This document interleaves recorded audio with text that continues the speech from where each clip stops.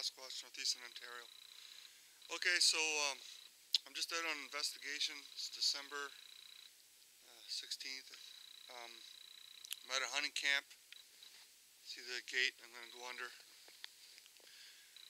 Anyway, I was talking to people I used to know at the other hunting camp, which is the same area in here. Once you go past the road, they're split up and stuff like that. But anyway, I went in there and it's okay to still keep hiking around. And then I got some more reports of strange screams at night from several hunters at their different camps across the road. One that way, and these guys. And they're like, what is that? They're like porcupines fighting, raccoons fighting, what is that? But the volume and the sound was different than what they've heard before, and usually hunters like that won't share stories, you know what I mean, unless they're spooked by something. And basically it took me only like 5 minutes to get permission to come in and start snooping around. So it's winter.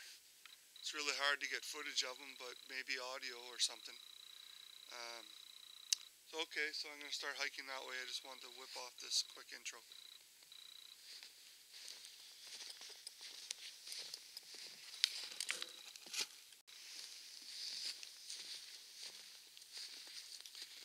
Okay, so the report is, I'll give you one of the guys' names, Alan.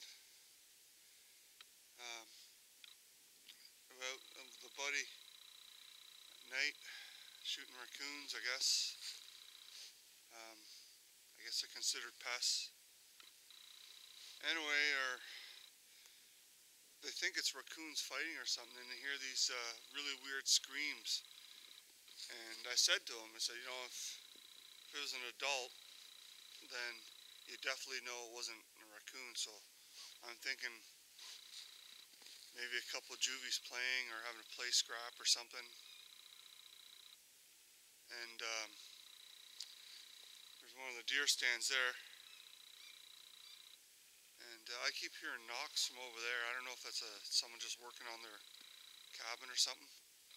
But anyway, so they heard some screams, really weird screams, and they're just kind of guessing that it could be like maybe raccoons or porcupines fighting or skunks.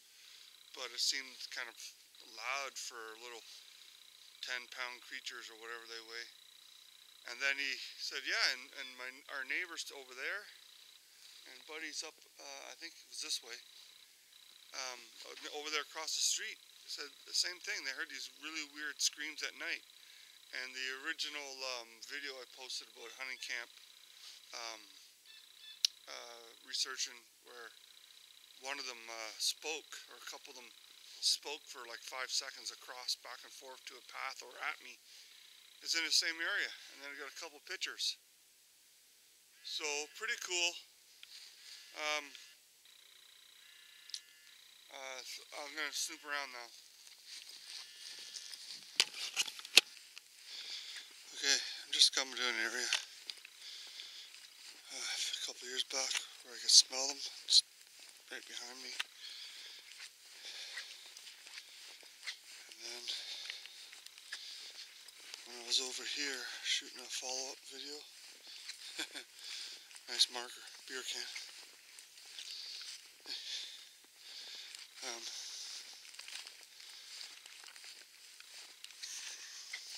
I heard them talking right in here somewhere. It sounded like 2 of them. It was really loud. But it could have been just one mimicking a dialogue between 2 hunters, you know, like 2 hunters shouting to each other for like one to come over there closer or come check something out. And then, on the way out, another trip.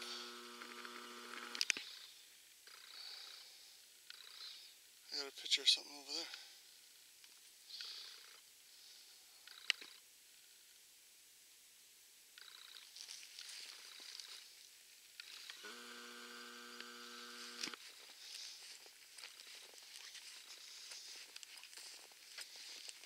Right, not that hill, but up on this hill at the back.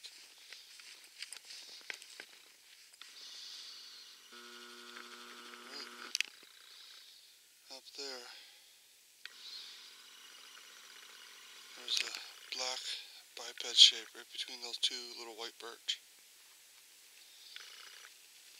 I posted that video. But when I was doing a follow-up, that's when I heard the Sasquatch speak English. Although it was broken. It was really choppy, loud, and fast. Like, I don't know, faster than what a person would speak. But the volume of it, you know, even if someone was shouting, maybe someone shouting right beside you, could match the volume. But there's also the bass of the how deep the voice was. Whatever it was,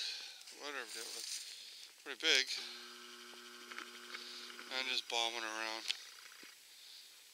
Kind of a shoot first technique when you go into a new area.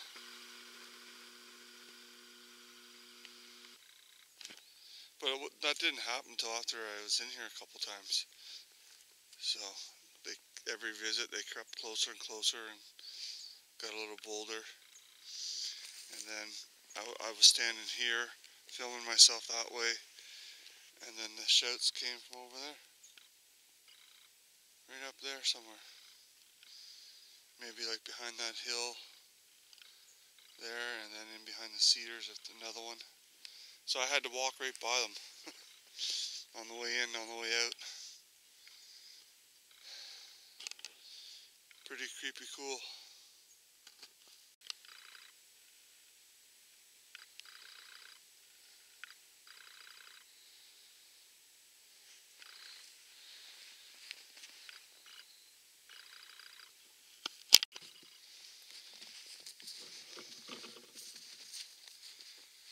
Okay, so I'm just at the pond, little lake, where several hunting camp lodges are joined around the property, and I'm investigating an area that I was in before, where I heard them speaking to each other in broken, choppy English. But I'm back because several hunting camps have heard the screams, as I might have mentioned in another little clip, and I think I filmed some, or got a picture of some around the lake. It's really slippery today because you can't, it's fresh snow, 8 inches, so you can't see where the little snags are and the little frozen ice pockets. So, but anyway, I got one wood knock, I guess from the south, after I got by the little marshy area where it dips down, and that's where they hit me with the speaking and stuff, at the shouting, and I'm pretty sure it was a mimic, them just copying hunters talking to each other. But as I mentioned, that it was really loud, it was really fast, choppy English, and the baritone bass or whatever of the person, creature speaking was really deep, and so it was, at the time, it was so convincing that I thought that hunters found my car back at the road, and they were in saying, well, who's this guy hiking on our property? The English was so convincing that I packed up, and I went up a little bit where the voices came from, and I'm like, wow, there's nobody here. So I was going to explain that, you know, I wasn't this time I wasn't trespassing. I actually had permission from some of the hunters. So pretty cool. Back out in the winter. It's the hardest time to get evidence. 2 reasons. First, the cover's down. There's snow. And for the last 2 months, hunters just plowed through the woods looking for deer and moose and stuff. So pretty scarce as far as that. But maybe some audio from a safe distance is possible. And we'll have to see. I got more and more evidence the more frequently I came here. but it was getting close to, it was getting really cold or something. My equipment started to die, so I had to take a break, and then I wasn't getting any video of them, but I was getting interaction, so. But okay, so investigating in northeastern Ontario. Beautiful scenery, huh?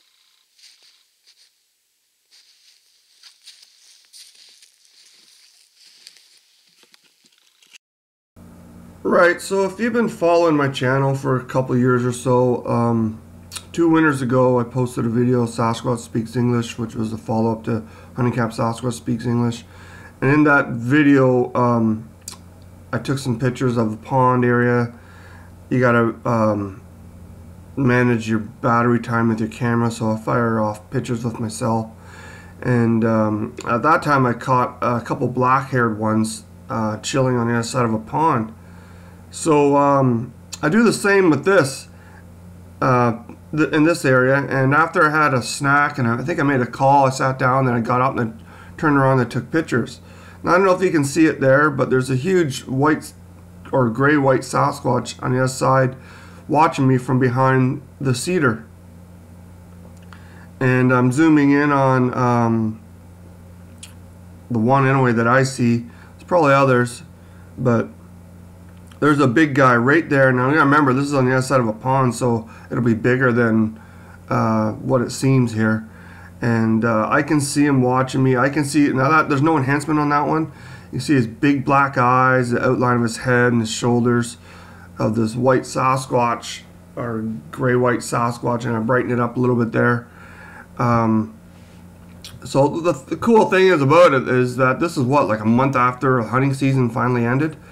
And there he is watching me in the same general area where all these hunting camps used to hunt deer and maybe moose, but mostly deer. And I outlined his head and I drew a couple circles around his big black eyes. That's pretty cool, right? You know, maybe an 8-9 foot tall Sasquatch. Kind of hard to tell. I can't get over there. I don't have permission to hike there. So anyway, on the way out, I fire off a couple shots of me in front of a hunting camp, and I hiked by this hunting camp. I've taken a picture or a video here before, and I noticed something in the background. You know, you zoom in a little bit with your shot, and I noticed something in the background. And this is where the other one wasn't the SnowBeast as mentioned in the title. That's just a 8-9 foot tall white Sasquatch, which is pretty rare. But look at this thing hiding behind the cabin. Now that peak of that cabin, 16 feet tall, and there's a huge head over there, and I can see a muzzle with a black nose and a black mouth on the left side of the chimney. Maybe you can see it. I can see it clear as day. Maybe my camera's better for seeing things like that. And then there's a zoomed in shot of him, and this guy's at least 14 feet tall. He's actually using the cabin to hide behind. And I think there's a juvie in a tree there too, climbing around, climbed up to the top to watch me take a couple selfies. Now, how creepy is that? And that's where I fit in the SnowBeast into the title. That there's this huge, it looks like it has a bit of a nose too, not like a flat gorilla nose like your typical Sasquatch. So pretty creepy, cool SnowBeast, or Yeti, or if you just want to go with plain term Bigfoot or Sasquatch, watching me on the way out. I don't know if it's the same one from the other side of the pond, but anyway, there's a link below if you want to help me raise funds for a new 4K camera, and I'm going to try to find one with a Bluetooth mic so you guys can hear me when I do videos. Thanks for watching.